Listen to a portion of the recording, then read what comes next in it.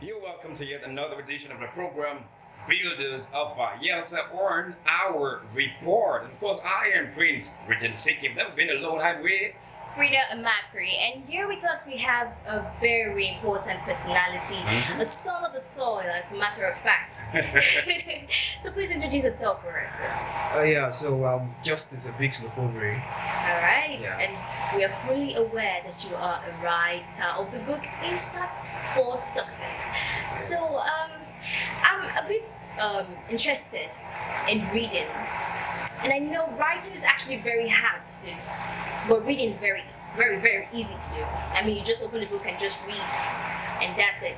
But writing is very hard, and I was wondering what actually ignited your passion for writing the book. Okay, like you said, writing is not easy at all. It's not easy. Though it depends on what you're writing. Again, if it's something that really comes to your mind easily, you can quickly put it down. But if it's something that requires you to do further research, you understand, it's not easy at all because you really have to say or write something that would go well with your audience because you have a target audience as well, and people are going to scrutinize your work. Yeah. You get so that is the difficulty in writing. How do you write to see that people are able to get the content of your work and people are able to rest well with it? You understand? So that is it.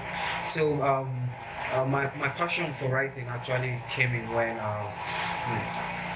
in school, in secondary school, when I always found myself observing a lot of things. You understand? And so I was able to really critically think about a lot of things as well.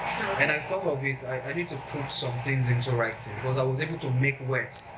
You understand? I was able to make a lot of words and able to have a lot of conversations as well. And so because I've been able to make this conversation and people were able to buy with the ideology, so I said, okay, I guess I should write. Let me write about something. All right. We are actually aware that you are a writer, but we don't know where you're from. We don't know where you're from, so we would like to know where you're from. Okay, first I am a Bayelsa. Okay. Okay, so by local government, I'm from Ikirimo local government area in Bayelsa here. All right. Yeah. And that is why I said he is the son of the I was soil. sorry, yeah. While he was talking about the question you asked earlier on, right? He mentioned about the starting of he needed to put some thoughts into writing. Yeah. And I think that has been the problem for so many people. So, what were these challenges you heard when you decided, okay, I want to start this book? Okay, when I wanted to start Insight for Success in particular,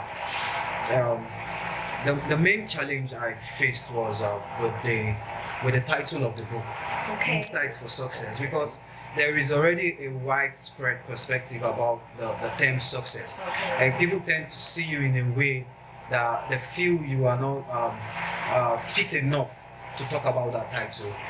Maybe from the perspective of you should have acquired a lot, you get amassed a certain level of wealth Okay. before you can write about the term success. So that was a challenge.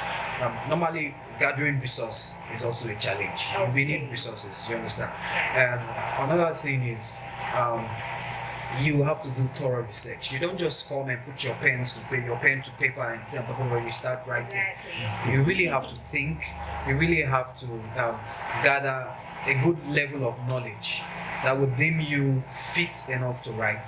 You understand? It might not be the best piece, but at least something that is acceptable. Something that's acceptable because you can't afford to bring out something that is of a mediocre standard. You understand? Yeah. Which leads me to how did you overcome these challenges actually? There was one thing I always put in myself. I always have to believe in myself. All You right. understand? I always have to believe in myself. I have to be 100% sure that I am backing myself before I seek for backup. Wow, Yeah. that's a deep one. Yeah. Before I seek for backup, I'm backing myself. If I'm going to talk about the term success, I don't really have to listen to the fact that people have varying perspective about it.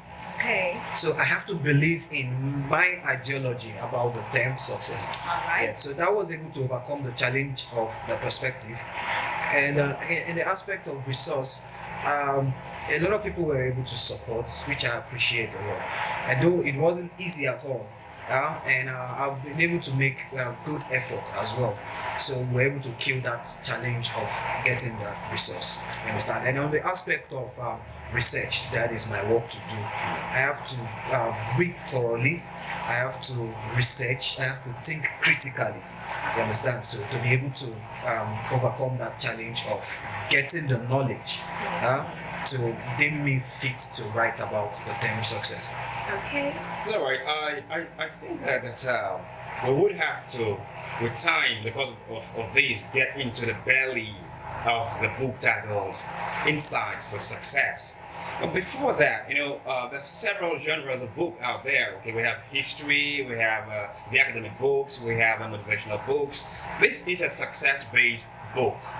So I want to ask, is this your choice genre of books, or you will in time be doing other kind of books Like too? romance. 'cause actually, Like romance. I like romance. Okay. Insights for Success is an inspirational stroke motivational book. Okay.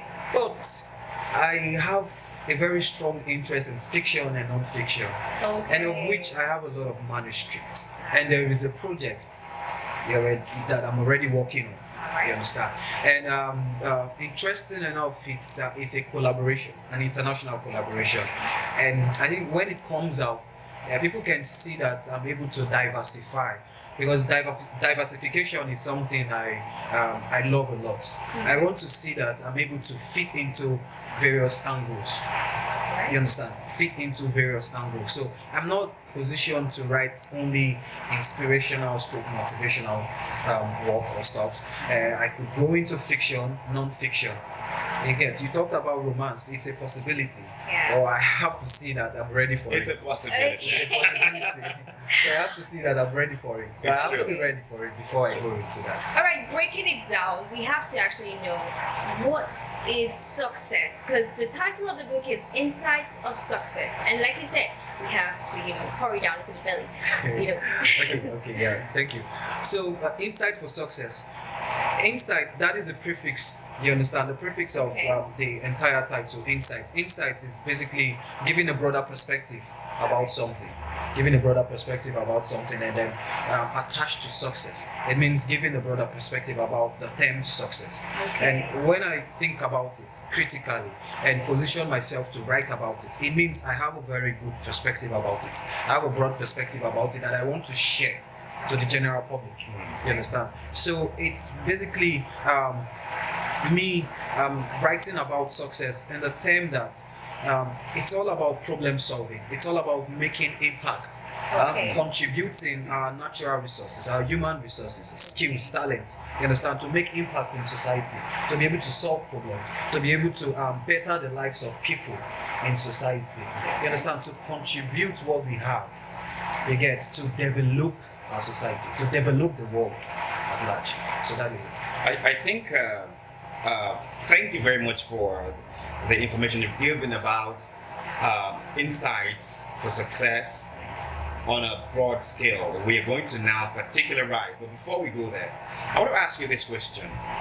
Are there any present projects you have at hand, at mind right now or going forward? Okay, yeah.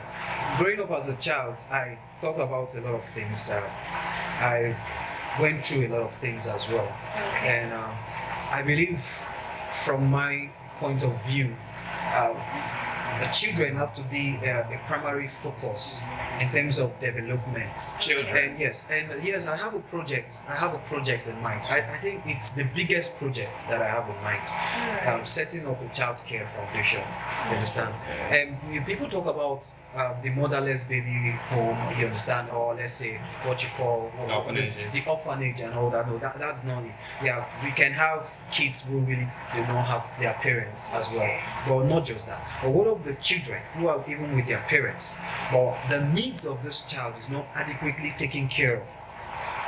The needs of this child is not adequately taken care of. what about approaching the parents and say, look, we have set up a system that would adequately take care of the needs of this child, nurture the potential, the qualities that the child has, the talents and everything, and make the child grow as a valuable person that would also contribute to build society as well. So because I believe if we can save the child, we can save the future. Yes. You understand? So if we take children into consideration and say, these people should be a primary focus of development.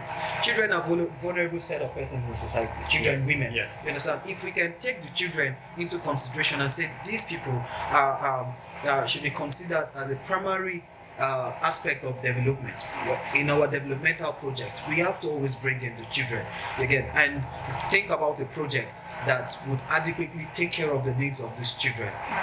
We are doing very well for the future. I will now ask you this question. You said something that struck me. If you save the child, if save the future, that's very, very strong. Yes. Now we live in a society where most persons just finish secondary school and head straight into the universities. What do you want to study? You want to become a lawyer? Want to become a doctor, a banker? More like the very big ones out there, right? Yes, exactly. Yeah? Okay, so now this is it, all right? Going by what you were talking about, insights for success, it just struck my mind that it could be possible and more feasible. If I just want to know if I'm in line with you. People leave secondary school and just pick a jump form without recourse to identifying what they want to do, what they've seen as an ill, a problem in society, for they to go get knowledge to come solve, right? Exactly. They just boom, go to the university and come out, and most often we see people clattering around government, no job here and there, where there are still problems in society which could have been solved if they had directed knowledge. So, as per saving the child, saving the future, such a campaign for a project, for instance. So a child primary education, receiving primary education and secondary education. And because of the way society is structured, it's like you must obtain the tertiary certificate, education, you understand? But if you have to go in there, it means you actually identify an aspect of life that you require the knowledge, you understand, to solve a problem. Be it in the social sciences, arts, agriculture, sciences, you understand? Or you've been able to identify something. So if you are picking up a course you wish to acquire knowledge in from the university, it means you are seeing that there is a particular problem that is bothering society that I want to solve. And that is the reason for this knowledge. So when you are talking about the case of employment, if the aim of going into that system is all about you go and you come out waiting for the government to give you employment, then it's absurd. Because the aim should be, okay, I have gone in there, I am out. Fine, you might have employment from government or whatsoever entity, it might be a private entity. But what about you putting your knowledge and skills into practice? You understand? What about you setting up plans to draw out a project?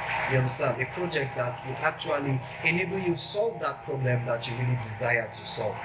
Again, so if we can be able to nurture the child from that period of that primary level to the secondary level and see that this is what I see in this child, and allow the child to be able to channel their desires. Yeah, because the child has been exposed to a lot as well, to see that, okay, from my desire, I think this is a problem I want to solve.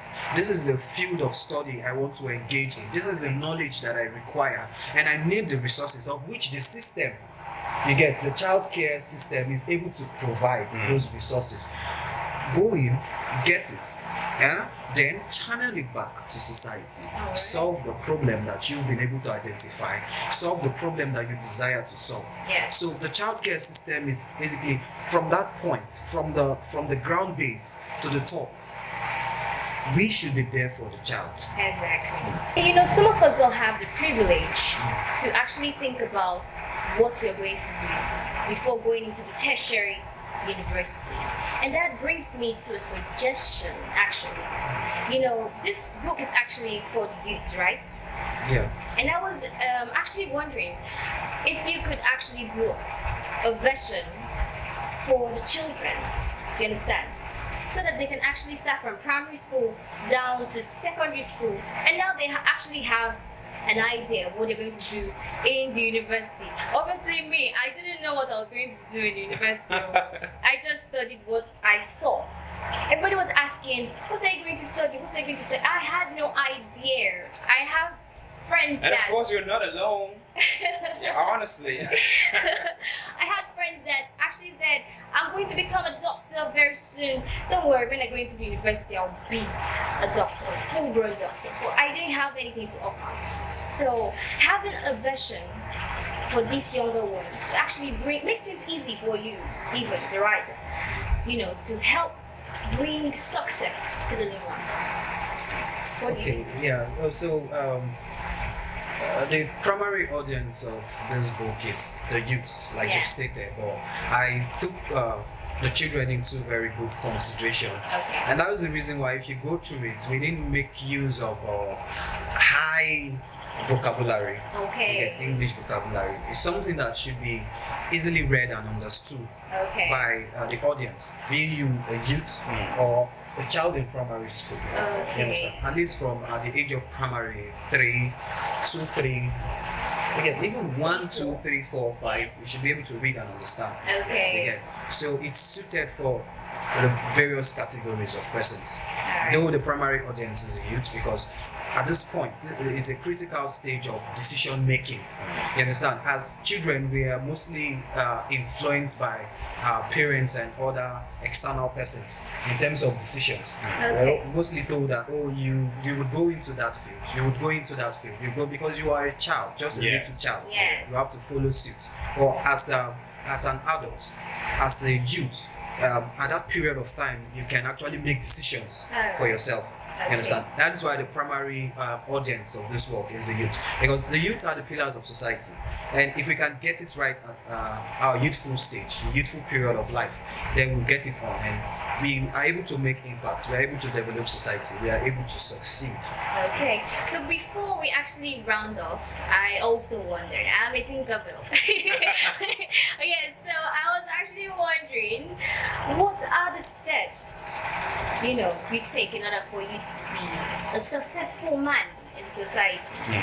You need to highlight it for everyone to actually know. I think I quickly need to make a point also on that. Okay. Now, I think in line with your thoughts, your perspective to success, as you have clearly embedded in this book, right? Yeah. So going by your perspective, your thought about success. Yeah. What are those?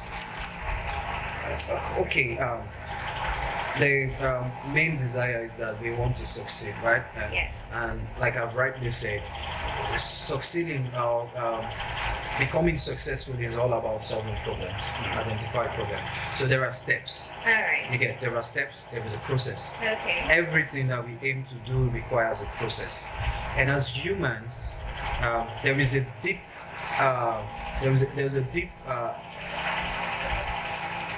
sorry, I've forgotten the saying. Sorry. As humans, we always desire something good Yes. as well. Though there are negative thoughts that would come into play, but we Okay. desire to do something good.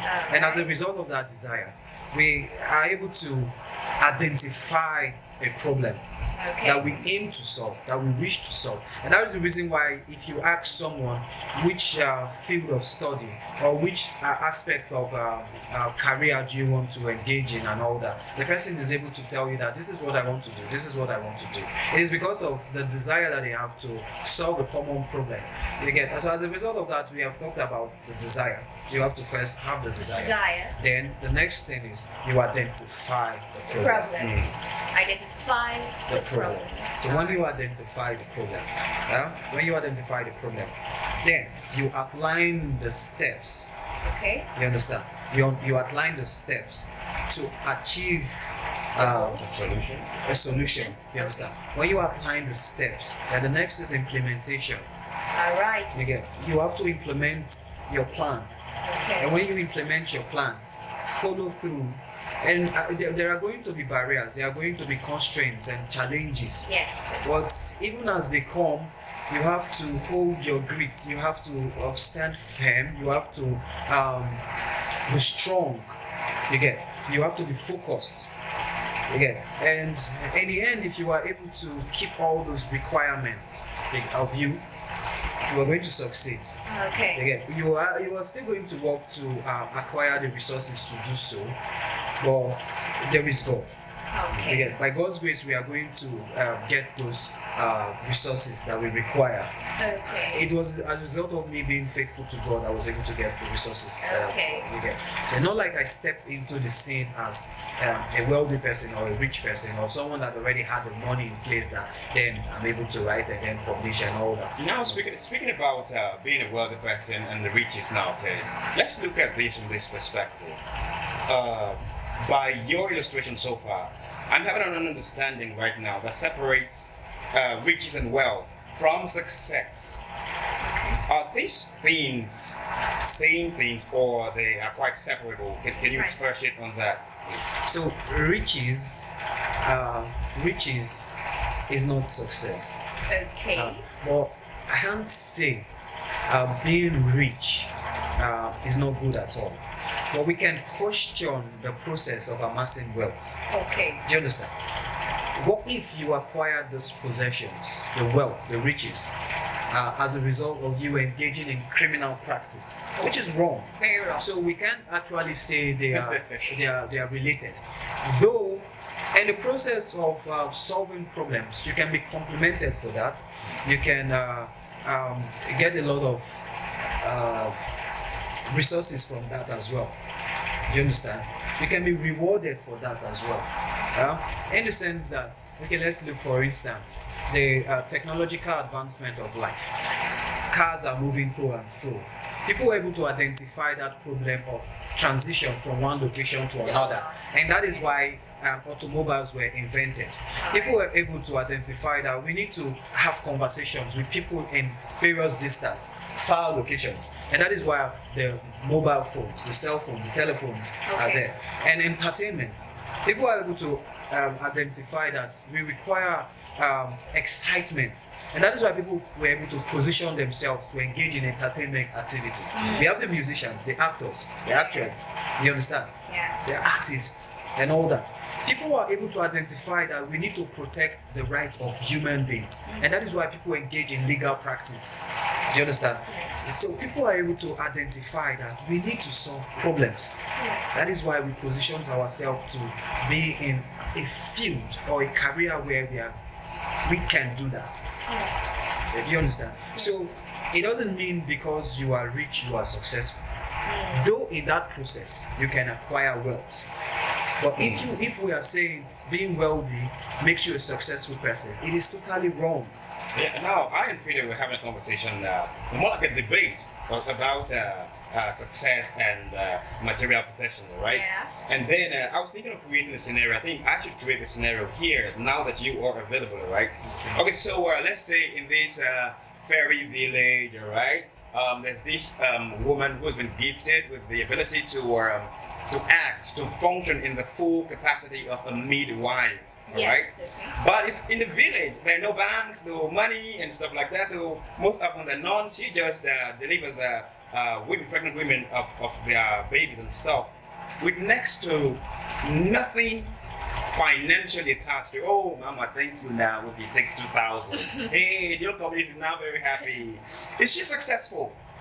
Yes, there is a sense of fulfillment. Are you Yes, there is a sense of fulfillment that is always attached to success. Okay. That woman is a successful person because she's able to. But she doesn't support- have money and material wealth. Yes, she's able to support the pregnant woman to deliver safely. Alright. She's a successful person. Yeah. There is a problem in delivery, and she is able to support that person that is in pains, that is pregnant. You understand, to deliver safely. Okay. The woman should be excited that she has been able to contribute at least what she can. Again, she has been able to contribute, and it would directly it will directly affect the affect development positively. Yes. Do you understand? Yes. It's going to, even the child that was delivered safely by that woman can be told that, oh, that was the woman that aided your safe delivery. And the child will be excited It's because true. I'm alive today because that woman was able to support my mother It's true. to deliver me safely. And what of the teachers in the communities, the teachers in the Oh. localities, they are able to teach the students, the Despite little the fact that children. they're having And despite the fact that Yes, they are little yes. coming out of that practice, but they want to enlighten the children. They want to enlighten the students. You understand? They want to send out knowledge to these children so that they can acquire this knowledge and then put it into practice to develop society. So from the little effort, we can see that there are far a lot of people that should be celebrated in society, and that's the point. yeah. That's the point. So, but if society limits success to you must be rich, that means you are trying to depress the midwife. You are trying to depress the teacher. Yes, You and say, also deprive oh, them. madam, you are not rich, so you can't call yourself a successful person. You are not rich. So that means we are not appreciating. Yes. We are not appreciating this set of persons. But these people are obviously successful. Successful. So you don't have to have No, you don't have to. But I'm not against you securing comfort. The thing is, if you want to be extremely wealthy, you are allowed to do so. If you take the biblical reference, there are a lot of persons, renowned persons in the Bible that were extremely rich. The Solomon is there, Abraham is there. But those people ensure that acquiring all these possessions which they had did not come in the way of fulfilling purpose. Do you understand? They were able to solve problems. Solomon requested for wisdom. Why did he need wisdom? Because I'm a king and I need to lead my people to the right direction. So I have to utilize wisdom to do so. And that was what he asked of from God. And God was so amazed and said, oh, Solomon, you've been able to identify that you want some. Okay, fine. Take wisdom, but not good. Take wealth as well. Exactly. So there was a reward attached. Extremely wealthy as Solomon. But God is excited. You are excited as well. That you're able to contribute. You're able to solve the problem. You Anyway, understand? that's a very good one. I think without any further ado, I should go back to my idea. And I think we have an author who is also a clergyman in the making, and I must admit that all those biblical references were quite important here. Yeah, they're embedded. Yeah, So, and I would what would you say to the general public in view of the book set to be launched on the 16th of October 2021? for people to come and showcase what they have inside of them. Okay. If we look at it, it's not just a book launch where people come and sit around and, oh, we are reading the book or we are saying something only related to the book. But we're actually seeing people showcase their abilities. We have the musical activities, Yes. the dance, the drama, you get Yes. comedy, all a lot of things. People are going to give lecture series, enlightenment platform as well. So it's a program that I would urge the general public to attend, to come in. You understand? It's free entry. You don't have to pay for the services that will be rendered. It's free entry. Come in. You get at the Gabriel Carr Cultural Center on Upper Yenegua. Just come in.